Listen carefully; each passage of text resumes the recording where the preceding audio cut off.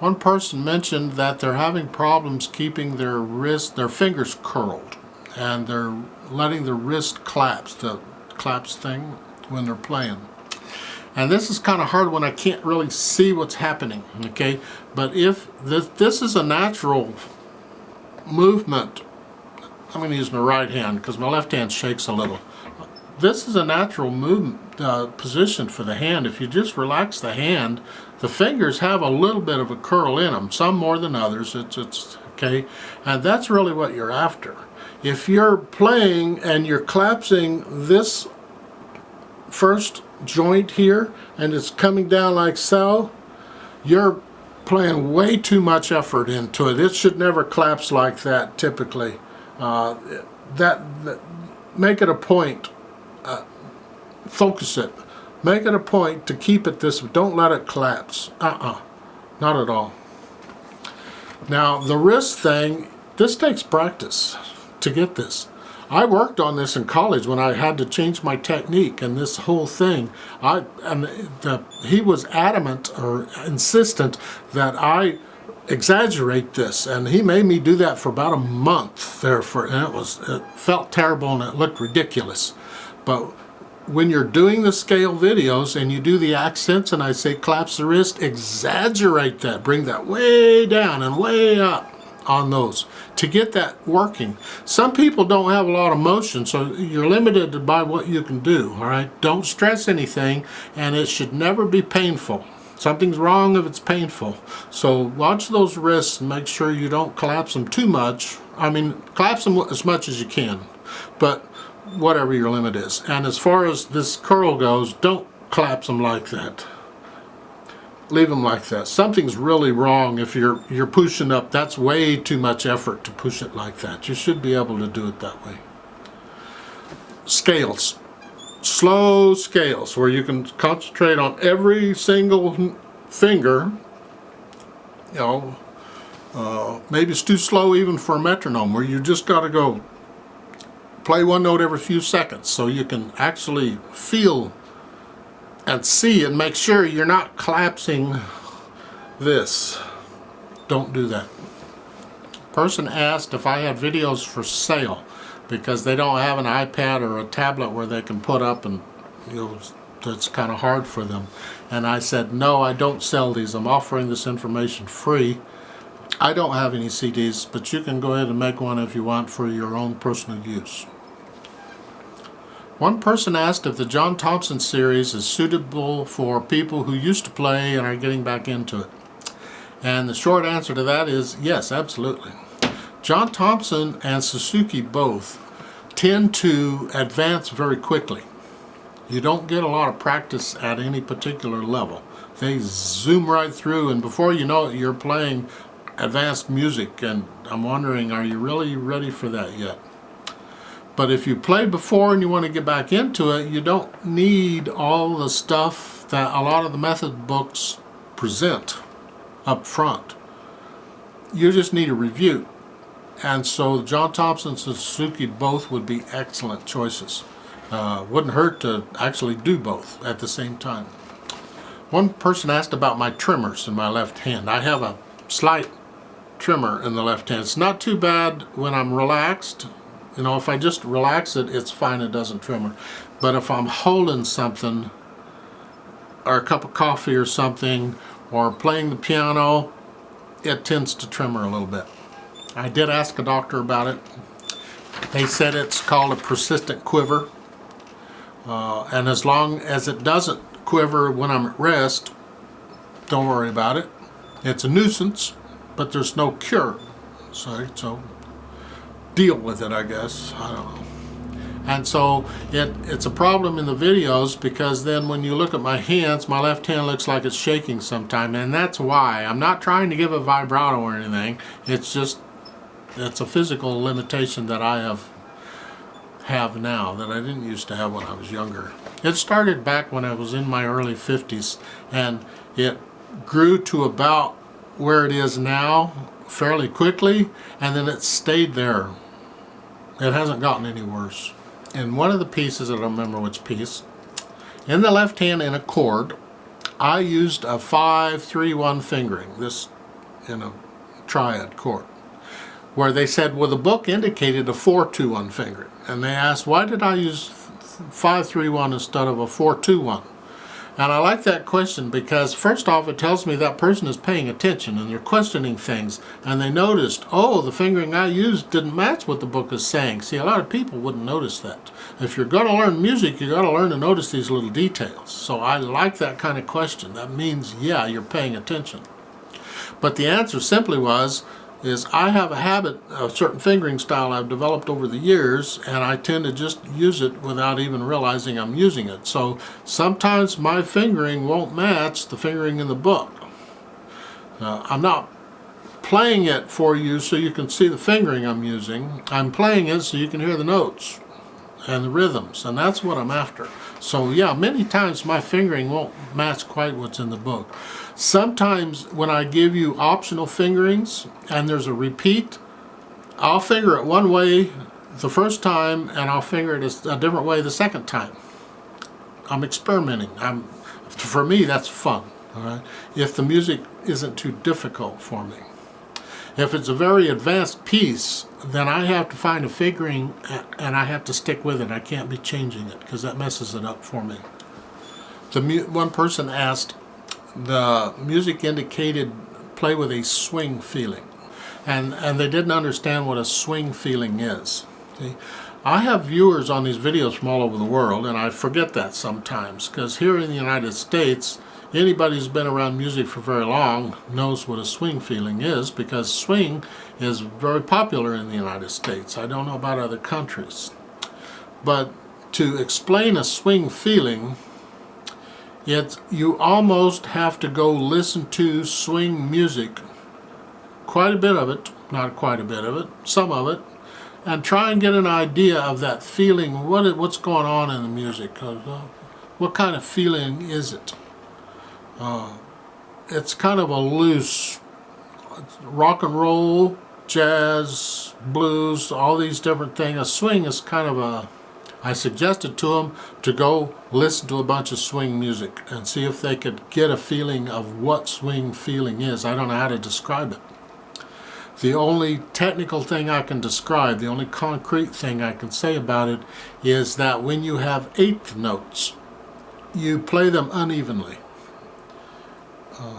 It's a cross between a dotted rhythm and a triplet rhythm. It's somewhere in between. You feel it. It's even eighth notes is 1 and 2 and 3, whatever. And a swing, the eighth notes, what we call a swing feeling, it would be 1 and 2 and 3 and 4 and 1. And it's just an uneven feeling, and you have to feel it.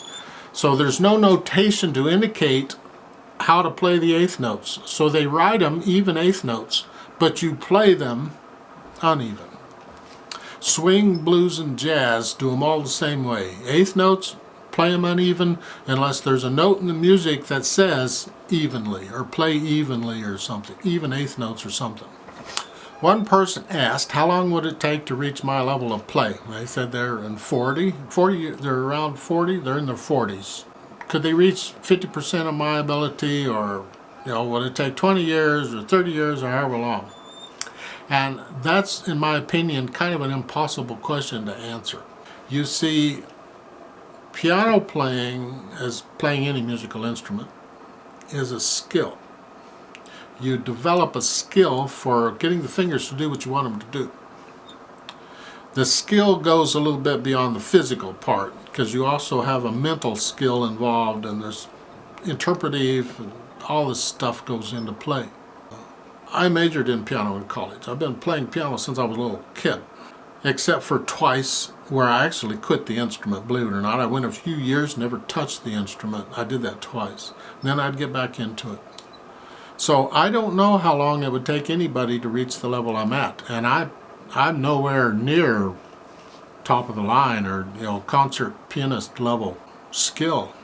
In my opinion, it's a little bit off on the question. I have a little problem with the question, in that I think it puts the focus on the wrong thing. You see, I don't think the focus belongs on how good or how advanced you can get.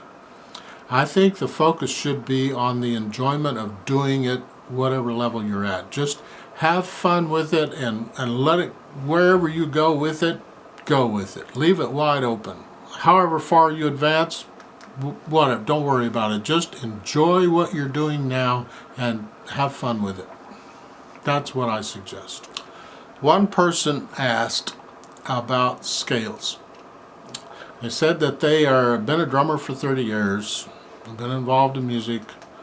Now they're trying to learn the piano. They have a teacher, good, great. If you have a teacher, wonderful. If you can get a teacher, get one.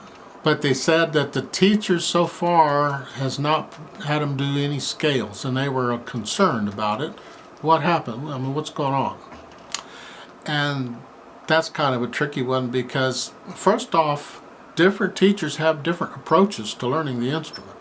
My first teacher had almost nothing to do with scales, and that really messed me up. It's unfortunate she did not teach me the scales properly from the beginning. I did not learn to do scales properly until I was full grown, and just before I went into college I actually started learning them. Then when I was in college, we had a heavy scale development. I learned them very well, and those in the arpeggios. So some teachers just don't put a lot of emphasis in scales, probably because they don't like them themselves. They don't bother with them. Other teachers believe in them heavily, like me. We get into them almost immediately. With an adult student, most teachers allow the adult student a lot of leeway and control over what they want to learn. See, with a small child, you have a method book and you don't give the child a lot of choice. You simply say, this is what you're going to learn and this is what you're going to play, and here we go, and go do it. The child just blindly goes ahead and does what they're told. But with adults, it's not quite that simple. A lot of teachers will sit down with an adult, as they should, I think, and talk to them about what is it you want to learn? Why are you doing this? What do you want out of this? What is going on here? And get an idea of what the adult wants to learn, and then the teacher can come up with a lesson plan, so to speak, a plan of action, a roadmap of what to teach this adult student when and what approach to use. I told this particular person who asked, I suggest you go back and talk to your teacher about it and let them know you'd like to get some scale learning done, learn the scales. And I'm sure the teacher would be more than willing to do that if they would. Person asked about the metronome, a couple people actually. What is my metronome? What kind is it? What model? And all that stuff. Well, the metronome that I show in the videos is an older metronome. I have several metronomes. I use this one because it has the LED lights that go up and down with the beat. It's visual. A lot of metronomes just have a flashing light with the beat, and that's okay too. But I put the make and model of my metronome in the description of every video I publish. It's also in the About page of my channel. I kind of do this because I'm curious to see who takes the time to look stuff up and who just has a question and just asks. See, I would encourage you, take a little time and look around. Take a look and see what's in the description down there, and if you did, oh, there's the metronome right there. One person asked, they're new to this, and they don't have a piano. How can they learn to play the piano? How do they fix the problem? Now, because of the way they worded the question, it tells me English is not their first language. And that's true with a lot of my viewers. English is not their first language. And I don't speak any language but English, so if you can't put it in English, I can't help you, unfortunately. But I replied back, I'm not sure, did you not have access to a piano, or you don't have access to a piano teacher? Because they're two different things. If you don't have access to a piano and you want to learn to play one, that's kind of hard. You have to go to a church or a school or some place, public place, that has a piano and see if they will let you use that piano to practice on. Because you've got to have a piano to practice on someplace. If you don't have one, you've got to find one. Use somebody else's is what I'm saying. There have been times when I've traveled and I've been away from home and I wanted to practice, I wanted to do something with piano, and I used to go to a church, because most churches are more than happy to help. And I asked them, can I use your piano for a little bit? I just need to do some practice. Sure. And they'll lead me into some room and there's a piano, and I'd leave me alone and I'd do my thing. Now, if you don't have a piano teacher, that's different. You have the piano, you don't have the teacher. And that's what these videos are for. If you don't have a teacher, use these videos. Get a method book, your choice, I don't care. And go through the book and the videos and do what you can. And ask me questions when you need to. If you happen to run across a teacher occasionally, you might ask them questions you may have, all right? Or say, if there's a piano there, say, can I ask you a quick question? I'm doing this here, and is this right or wrong? And see if they can help you out on some little thing there from time to time.